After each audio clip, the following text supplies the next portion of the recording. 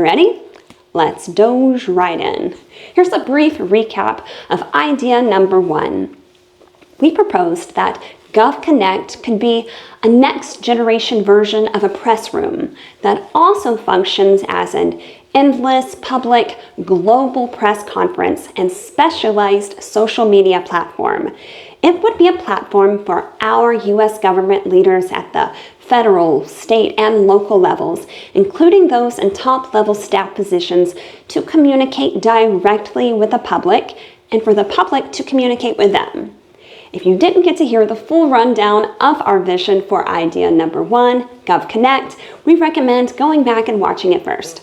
Now let's dig into how Gov Connect could upgrade its mission to being a revenue source that benefits the American people. Since President Trump said nothing is off the table and he's made no secret of his love of tariffs, why not charge media outlets and online content creators a limited licensing fee for displaying posts from Gov Connect? We are talking about a low percentage, pennies in fact. But worldwide, those pennies would generate hundreds of millions, if not billions of dollars. In the true American spirit, it could be structured as an adjustable fee based on a percentage of the ad revenue collected for that post or TV slot. On social media platforms, it could be taken off the top, in the same way it's handled for cover songs. When a content creator makes a cover of a song, for example, a Taylor Swift song, Taylor Swift gets a percentage of the ad revenue by way of royalties. Only in that scenario, it amounts to more like 70% of the ad revenue, and the cover singer only gets to keep a small percentage. We were thinking the limited licensing fee would be more like the 5% taken by PayPal. Why not? Because let's face it, politics is an endless revenue-generating reality show in the truest sense. The last election was the hottest show in town and provided a herd of cash cows on both sides of the aisle. People from all over the world were feverishly clicking and glued to YouTube to catch the latest. Although I doubt Joe Rogan interviewed President Trump for the money and would have interviewed Kamala too. It's nothing that he likely banked over $1 million in ad revenue from his podcast with Trump and a bit less for his interview with J.D. Vance. But with 19 million views and counting, it's likely the ad revenue is also in the 7 figures. There's no denying all the podcasters that made it onto the Trump pre-election interview train made a sizable profit. Astoundingly, several podcasters even managed to use his assassination attempt as a monetization opportunity, incorporating it into their pitch to sell t-shirts. That's on top of making ad revenue. However, we all know the mainstream media also cashed in on covering both the election and the catastrophic event in Butler, Pennsylvania. Why should AP Wire, Getty Images, and other agencies be making the big money on news footage containing America's leaders? It's not the 1950s anymore, and those agencies are not totally needed in the same way they were back then. Sure, there is the fair use doctrine, and in no way are we proposing to mess with that. But if the content creator is making money from using a clip or a quote from Gov Connect, why not share that revenue with the taxpayers that are funding that government official? Because at the end of the day, what's making that person newsworthy in that moment is their position within the government funded by the taxpayers.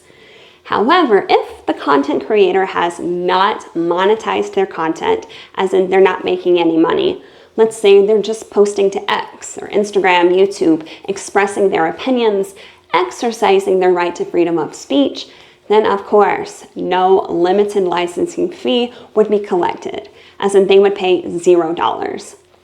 Needless to say, large mainstream media stations would pay a higher percentage for displaying limited license fee content.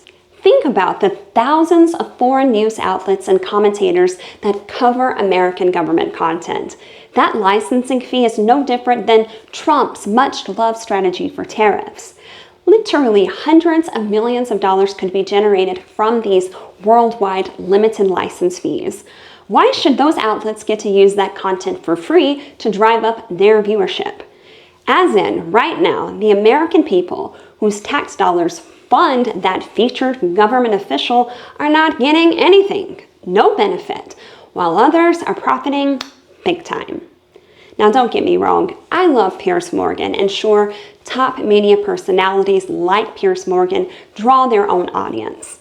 However, when Trump or even Pete Hegseth, the controversial nominee for Defense Secretary, are the topic of the day on his show, along with featured clips of news footage, his viewership goes up. When Piers Morgan was once asked why he doesn't cover UK news as often, he responded by saying that US politics generates more clicks. Across the board, why not do a small revenue share, not a big one? The pennies wouldn't make a material difference for the content creators, but would add up, cha-ching, creating meaningful revenue for the American people. With the help of a little AI, tracking that would be a walk in the park. Remember, people that use videos or text in their content but aren't making any money from it don't pay anything. Even if that outlet is showing footage of Trump for the sole purpose of hating on him, or praising Nancy Pelosi for lambasting the administration, the entity streaming pays just the same. No censorship, no favoritism, whether the content creator / outlet is spreading love or vitriolic criticism, the content creator pays the same amount. Now, if the content creator only talks about the government leader, paraphrases a little of this, a little of that, but doesn't show footage or read quotes directly from the official, then no fee would be collected. It's fair game.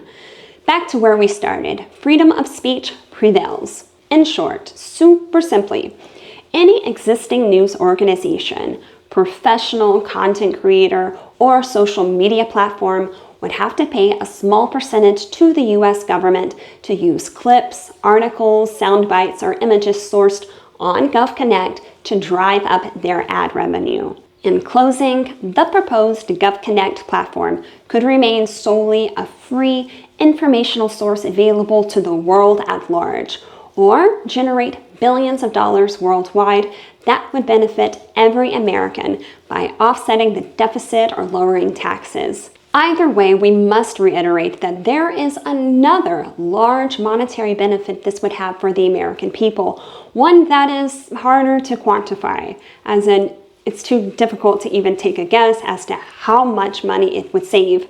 But since increasing effectiveness is our goal, I am quite sure that benefit will be glaringly obvious.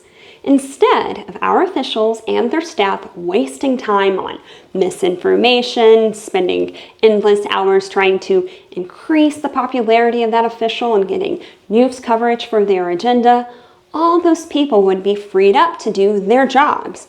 You know, governing and serving the American people. Since time is money, we surmise that this would be priceless. We hope you've enjoyed this totally unique, out-of-the-box idea and found it thought-provoking. You are cordially invited back to doge it out again. Bye for now, and don't forget to kiss my tech.